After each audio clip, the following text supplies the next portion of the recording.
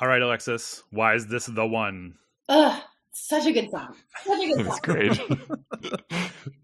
So, okay. So I'd obviously heard this song for years and years and years. And it wasn't until like the deep, like depths of COVID, like before, like before there was a test, before there was a vaccine, when people were like washing their groceries and like not seeing their family for like holidays and stuff like that, like just kind of a dark time. Right. And I think we'd made like a really big meal or something like that. And my partner goes to bed early and it was probably around like midnight or something like that. And I needed to clean the kitchen. So I'm like, I'm going to put on some headphones. I'm going to put on some music and just like knock all these dishes out and put it on shuffle. And like Cloud Busting came on. I was like, all right. Here's sort of like, has that like driving rhythm that like kind of makes you like want to work and kind of that marching rhythm that, I don't know, it was starting to drive me. And then what hit me was in that particular time, setting, and place was, obviously the line, like something, something good is going to happen. I don't know when, but just saying it can even make it happen. At that moment in time was like, yes, like we need something good to happen. I don't know when that's going to be because like 45's in the office, can't see our family, can't see friends, can't really do anything, but like you just kind of like keep going through it. And just, I don't know, something about like the building and like the marching was like, it just hit me. I was dancing around my kitchen at midnight for a fair amount of time. If anyone had seen, through the window and like, what is this crazy lady doing? Like scrubbing dishes and like marching through her kitchen. But that's what I needed to do at that time, right? And then some other day was listening to it again. And then I'm like, I'm going to revisit this album. I haven't listened to a long time. And then that's when I was like, oh, okay. Like all this is familiar. All this is kind of nostalgic, but like listening to it through like a different lens and like a different like intentionality now, all the layers, like kind of to your question earlier, Tyler, about like the sinister quality to it too. I think something that also helped me too is that, there's so many layers like in the sound design. Like it is like so cinematic, and upon the first couple listens, like it can be challenging. It can be kind of weird, but like the more you listen to it, like you uncover all these different like sounds and samples. And that part of it too, it's like even like in some of the more sinister tracks, like you would start to like hear some samples that gave it some levity, like, some seagulls or something that would like balance that sinister element. The daylight's going to come at some point. And like, again, you don't know when it is, but you're kind of go through the gauntlet in the meantime. And then at some point it kind of lifts up and then there's a little bit of levity there. So there's so many different like levels and balance. I don't know, a whole bunch of stuff. Like opposites, like there's this beautiful, I think and we should dig in on that idea of sinister too, because I do think it's like not necessarily a aural, AURAL sinister quality. I think it's almost like a thematic sinister quality, right? There's this, I think I like the term Baroque pop. I've always liked it. And I know she encompasses a lot of different tags, but Baroque really seems to fit her because of this almost literary Gothic sinister quality. It's not that it grates against the ear necessarily in the way that other experimental music does. It's more that it's scary, like in a frightening way, but that you have to sort of, just like you said, you have to kind of sit with it through that literal thematic darkness to understand these strains of hope that are kind of woven through it. And so I really appreciate that you chose this song as the standout, because I think it embodies a lot of that contrast that she's able to accomplish. I don't know about you, Alexis, but whenever I'm in a bad mood or whenever the world seems terrible and someone says, go listen to something happy, like I'm like, no. That is the last thing I want to listen to. But something like Cloud Busting, yes, it does have that sort of, I'm going to explode the metaphor here. It's sort of like she is busting through the gray cloud, right? But the gray cloud is still there at the beginning. And so it feels like a more realistic sense of hope.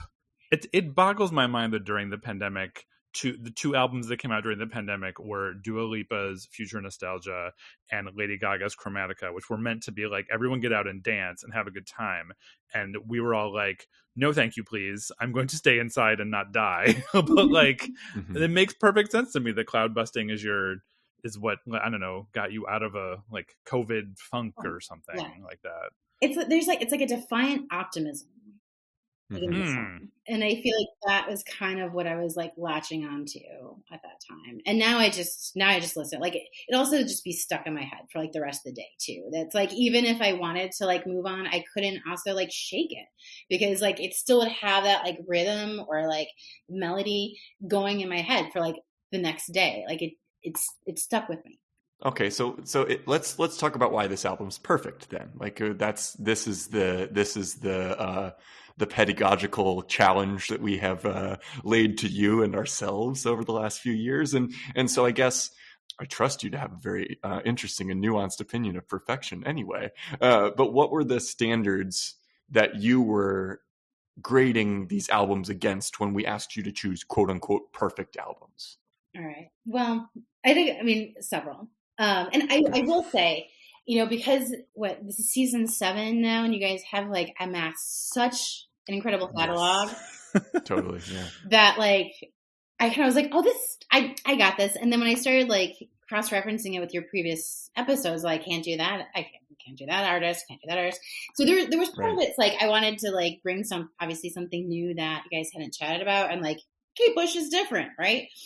And it would just be fun to unpack. But in terms of like what my like qualitative standards were, I kind of was approaching like a perfect meal, like with different courses and like what you want out of a perfect meal. And so the first off was like no skips, right? Like I want to eat every course that's served before me. I want to eat every dish that's on this menu, and like I don't want to skip anything. So that was the thing. And although sometimes time and place, you don't want some of those. But when the time and place is right, I want all of it. And I want it to be a complete experience. And I want it to feel like fulfilling at the end, right? Like you want to feel like you went to like on a journey somewhere. There's a sense of fulfillment after it. Then I want it also something that like kind of pulls you in some sort of way. And, you know, kind of like I said, this pulled me in like at a young age, and something that like immediately grabs your attention. It doesn't mean that you necessarily have to like it or think it's like totally your jam. Like you're still drawn in, you're still curious, and like you still remember it afterwards, right? So like, again, kind of like that meal situation. It's like, you know, some maybe more challenging, some will go down a lot easier.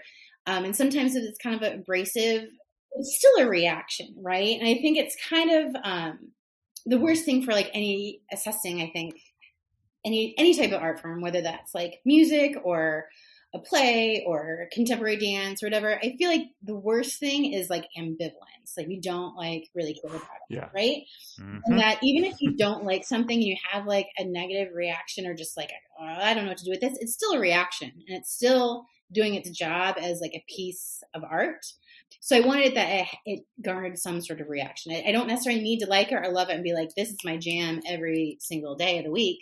But like it elicits some sort of response out of you, and like you want, engage in it again, just to like see what this is all about. Absolutely.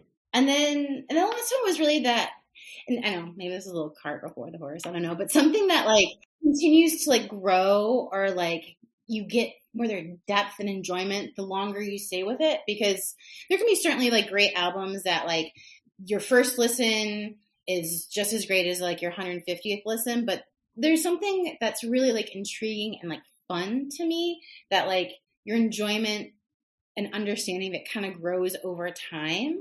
Like you understand the different like layers and motifs, and it doesn't mean that needs to be like complex or convoluted. It still can be like simple, but like your understanding of it continues to grow over time. And not to say that necessarily needs to be like timeless, because like certainly this does sound of the 80s for sure. It does, yeah. For sure. But it's still kind of like, it still holds up. And I feel like, there's something about wanting to interact with it at different stages throughout your life, and then finding more along the way as you go. So that's kind of where I was going. Good ones. Really good ones. I like this thing about it not necessarily needing to be timeless. We talk about some albums, they're like, you put it on, it sounds like it could have been released this week. But this album is not like that. No. This album, No. album sounds like it was released the exact week that it was. Yeah.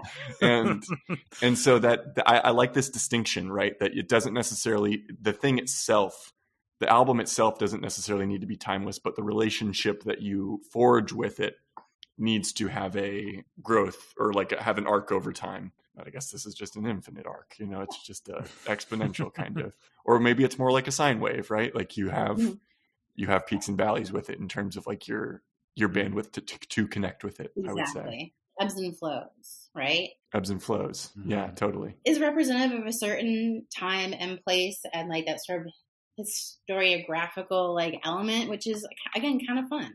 You're kind of talking about this notion of it, you're not needing to like it necessarily right off the bat, or needing to sort of like enjoy it in the initial moment that you interface with an album.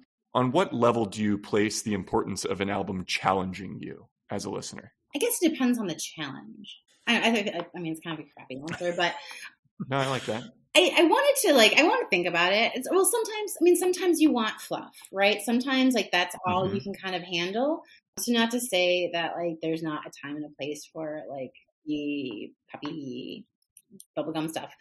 But I think, you know, for like those, like for example, so like I like with this album, like I am kind of very intentional with like when I listen to it. Like I love listening to it like at night or like a long car ride or like outside with like a fire pit and like a cocktail. And like there's just like very specific things. So in that way it kind of, I don't know, helps balance the challenge a little bit. The environment. Yeah. Environment, set and setting, right? Set and setting, baby. Yeah. And I think too, you know, a lot of this like challenging component, I think, you know, so much of it, well, there's a little bit, but like so much of that is focused on side B. And I think what's sort of cool about and smart about what she did is that like side A is definitely the more like commercially successful pop side. And so like in one sense, like it's kind of like to me like a great representation of like art pop, right? Because you have kind of the pop on one side and then like the more experimental, challenging stuff on the other side. But again, as a Libra, I appreciate balance, right? Yes. You know, I don't want something that's like challenging all the time and it's just kind of like hitting you over the head repeatedly. Like that's just kind of addictive and like why do that to yourself? But you kind of have to have the other side. And I feel like putting, especially side A, that like people's entry into it, like while we are focusing this, I feel like the first two tracks of like Running Up That Hill and Hounds of Love are two like bangers of a song to like of songs to like start an album off. Like, what a great like 1-2 punch. And like it sets you immediately in this universe. And then kind of then you get into the more challenging stuff, like when you're like in it already a little bit. So maybe it's kind of like a, let me just like dangle this carrot for you, like these really fun, like super great tracks before you're kind of getting to the gauntlet a little bit. Yeah, before you hear her manipulating her voice to sound like some sort of like death bringing witch, or I don't even know how to describe. I'm pretty sure that's her voice, right, on the witch song. Yep. Yeah, that's really what I thought. Yeah. I can't speak to like the actual details of the production, like, oh, they put this like closed reverb and blah, blah, blah, blah on it. But like, can tell that like the production of it like is so curated. And like, that's what is like, it's the sound design, while sounds 80s is not necessarily like, can sound a little chintzy in some places, but like, the intention and timing is there. That's like, it'll still cross songs too, right? So like, you know, she has that kind of crazy voice in Waking the Witch that's, you know, it's like that's where like the song takes a turn because it's kind of like slow and everyone's like, wake up. And then it turns and you're like in this like witchy matrix that you're like, what the hell is going on? Then it comes back a little bit later in one of like the slower ballads in like a more subtle way. Does it come back in, Watching You Without Me, I think? That sounds right. Yeah, the like vocal effect thing. Yeah. And so like there's these little threads that like in one like in Waking the Witch, like it's intense, like it's kind of like an intentional shift in the song there, but then it's kind of echoed a little bit later in like a beautiful lilting song that kind of like you've gone through Under Ice, you've gone through Waking the Witch, and then like Watching You Without Me, like like it feels like soothing at that point. And it kind of gives you a relief from some of the intensity. The dynamics are helpful there, aren't they? Yes. So can I actually ask you guys a question? I suppose the tables have turned. I see. Okay.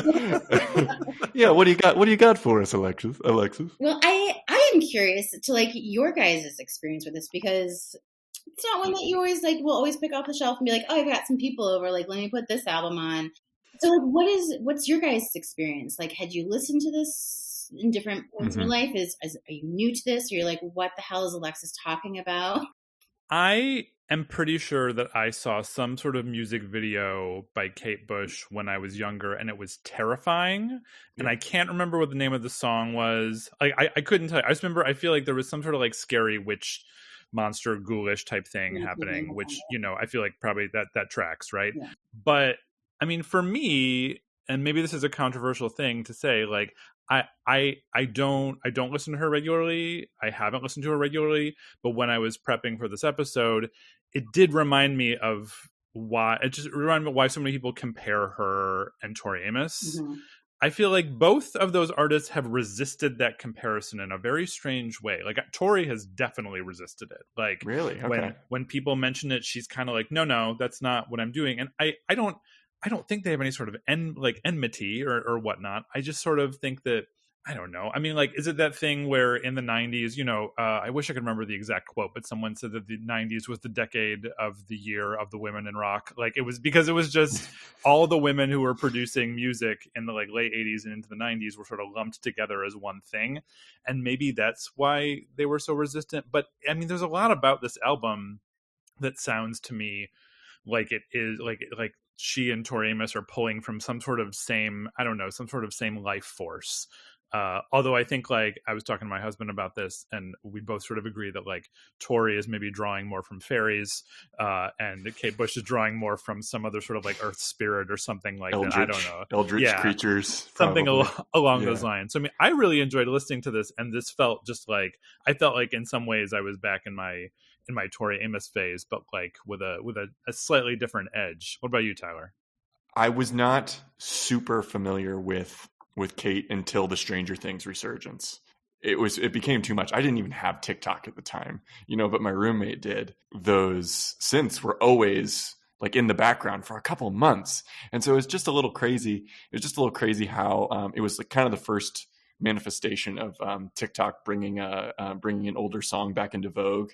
And I feel like that's happening a lot now. And it's far more experienced and eloquent music journalists out there who are writing about it that can probably dissect that phenomenon a little bit. But it did bring me to her work in a more intentional way, and I dig the hell out of it. You know, we haven't even moved to the deliberation phase yet, but like I dig the hell out of her and this album, and I think it's because of that dedication she has to her privacy. You know, I love an artist like that who you feel like is kind of like in there, like has their feet on the ground in that creative sense, and she absolutely has given that impression. But also the kind of person who's like not afraid to come out when she wants to, and just kind of like as the groundhog out of the ground, like she decides when she wants to do it.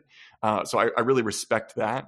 And then I think that I really just love all of the lineage I can see coming from her and Tori. I'll lump her and Tori together, even if they don't like that. You know, like we don't have Florence of Florence and the Machine if without Kate Bush. We don't have Bjork. You know, even though Bjork may count more as a contemporary at that point, right? Like I think we don't get this kind of femme art pop. Yeah, no Fiona Apple either. No Fiona Apple. No Robin. I don't think we get Robin, even though Robin's like a little bit more dancey, right? Like if we're going to be reductive in that way, I feel like she's so influential. It's hard not to just kind of revel in the like connected the web that is there.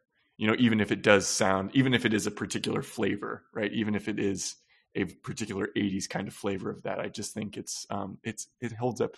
It holds up really, really damn well. There were also some Radiohead-esque chord progressions on this album, too, I will say. There were a couple moments where I was like, Johnny Greenwood stole that chord progression from this song here. Like, so that was also very much there. 100%. I think it might be time for us to deliberate, because we could keep going for hours. A million questions about more music that you've been listening to, and we'll just have to bring you back. Maybe we'll have to bring you back maybe for our film podcast that we have someday. Yeah. Because I have thoughts that I want to ask you about film as well. But Michael, wouldn't you say it's time for the dun deliberation phase? It most definitely is. All right, we're in it now. So why don't you start? Why don't you give us like what's sticking with you from Alexis's argument here for this album's perfection? I mean, two things. One, I mean, when you were talking about cloud busting and how, like, when we got into the conversation about, like, you know, the light through the clouds, the sort of like the joy that comes out of the sinister. I think we probably said sinister like at least 27 times in this episode. Yeah, dear listeners, can give us a count from whatever you hear. So that was part of it. But also, I don't think anyone, and correct me if I'm wrong, Tyler, I don't think anyone has ever said a perfect album should be like a perfect meal. I don't think so. If they haven't, haven't, although I will say that with an album like this, I mean, we're talking like Alinea or something like that, because like the sort of eccentricity of the courses here, it feels like it's, you know, you got like the hot potato, cold potato thing going on. Like, oh my God, I'm so food nerdy here. I've never even eaten there and I know what that dish is. But anyway, those are the things that stuck with me. How about you, Tyler? Well, to continue on that, I think that the complete meal metaphor is sticking with me, because I think it's not only that it's like fine dining, right? Because I haven't done much fine dining in my life. I've been lucky to have a few fine dining experiences, but you might be maybe you've never heard this bit, but Nobu in Malibu. It's a Michael, do you know that one? Alexis is shaking her head. Okay, is nodding. So we know Nobu, the fancy fine dining sushi restaurant, but there's also a McDonald's that's directly across the street from Nobu. It's directly across PCH from Nobu, and there's a joke that McDonald's gets really busy right after service at Nobu. And so what that means to me, right, is that there is often in this fine dining experience that we have, and we have plenty of hospitality veterans that we could bring in to expound on this idea, that there is that fundamental wanting that is left when you get done with a meal at a fine dining restaurant, and you're not actually full. You're not actually satiated by the experience of having gone through that tasting menu, right? So you need to go get a McDouble or a McChicken or a McFlurry or whatever you get, whatever your order is. And I think the point, what I took, Alexis, from your argument here is that it is not only a fine dining experience, but it's a satiating fine dining experience, and one in which you don't need to go to McDonald's afterwards. And I don't know if I can't think. You might have an example in your head of a tasting menu that did that for you. That is a great analogy for a perfect album. So I feel pretty good about the argument you've made. So, Michael, whose turn is it? Are you going to put it to me or Michael? No, it's your turn to put it to me. Okay, I'm going to. I'm the pressure of doing this season has been it's been great. So you need to do it this time. Okay, fair enough. So, Michael, yes, you've heard Alexis's argument. It was a good one. You've heard all of the experiences that she's had growing up in Chicago, incredible music experiences that she's been exposed to that I'll be jealous of for the rest of my life. Yes, but did she do it? Did her argument cut the mustard? Is Kate Bush's Hounds of Love a perfect album? Does it go to 11? It sure does. Yeah! I was going to try and come up with some sort of like deal with God reference, but I was like, no, I'm just going to say yes. I don't have time to make jokes here. Well done, Alexis. Well, you did it. Yes, thank you. I'm so relieved, so happy. Now, to your point, like I was so used to like the point system previously that I was coming up with all these like punny point systems, and it was like this is just kind of going off the tracks a little bit because the album kind of does too. So right. I feel you in trying to come up with some sort of neat, clever connection, but sometimes the simplicity is best, right? Yeah. I think we found that the points, while fun, were bringing us away from you a little bit, from the guest. Like that's if we're gonna get a little emotional, sentimental about like why we're doing what we're doing. It's like really what we want to hear about. It's like we want to hear what you care about, right? And so like I'm a fine punsmith, But you're no Evan Saudi. I'm sorry, Tyler, but you're no Evan Saudi. He is Evan Saudi, friend of the pod, is the pun master general. Yes. For this pod forevermore. Bless him. Hi Evan. Hi Taryn. Okay, Alexis, this was super fun. You're just one of the perfect people that we could ever have on this pod. So we can't thank you enough for coming on and making your case. Oh, thank you. It's been so fun. Such a pleasure. And yeah, it's been great. You stay busy though. You are booked and blessed, as they say. We want to give you an opportunity to plug anything, and bear in mind it's election day, so adjust your timeline. Oh, right. Adjust your timeline based on that. But what have you been working on? What do you want to share with our audience? Gosh, well, I just finished producing a documentary series for the Chicago Department of Public Health that is now out and available for free, called HIV and the Journey to Zero. And it's about how we collectively can end the HIV epidemic by 2030, which has been interesting. It's been a fascinating, difficult, wonderful project, wonderful people, incredible cast that have opened their lives. But it'll take a lot to be able to end another epidemic, specifically addressing different social determinants of health and making sure that people have housing stability and food stability and job stability and all these sorts of things that kind of everyone can struggle with at any point in their life. And it hasn't been talked about for decades. You don't really hear about HIV and AIDS anymore. And we need to. And it's affecting the most vulnerable populations. And it's available for free. Streaming at journeytowardzero.com. 3 episodes right now. We'll put that link in the bio. Fantastic. It's Emmy nominated series at this point. So hoping for, Alexis. More. So yeah, that's been great. And my other plug is, if anyone is into sheep's milk or goat's milk cheese, check out Blakesville Creamery. My partner Veronica is a phenomenal farmstead artisan cheesemaker. That's why I actually left Chicago for Milwaukee. It's not an easy feat for anyone to do, but it's available throughout the Chicagoland area. Different cheese bars, different wine bars, restaurants. Speaking of a perfect meal, it's on a lot of restaurant menus. We'll have a perfect meal of deliciously made, sustainable, woman-owned creamery. Alexis, I believe that is what they call the good work. Thank you. You are doing it. Yes. You're doing it. So fucking excited for you. And these, I beam with pride and happiness for you and Veronica both, because I love the little life you're cultivating up there in Milwaukee. So really looking forward to the next time we can see each other in person. Yes. To figure that out. Yes. I would love to figure that out. That'd be so fun. Well, Alexis, it was so great meeting you. Dear listeners, if you have never listened to Hounds of Love by Kate Bush, we encourage you to listen to the whole damn thing on your streaming platform of choice. And, while you're on that streaming platform, you should make sure that you rate us really highly and, follow us on Spotify, Apple Podcasts, subscribe to our YouTube channel. And of course, we're on the social medias. We're on Facebook, we're on Instagram, and we are on TikTok. So if you want to know what's next, follow those. You could send an episode to your aunt. Yes. This would be nice. Here's an idea for you.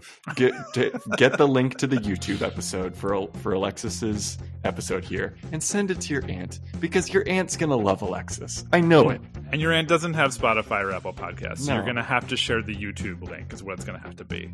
So It's going to be great. Thank you for listening, you all. We freaking love you. We'll see you soon. Bye. How am I supposed to say bye now, Tyler? You did yours and mine at the same time. Anyway, thanks y'all.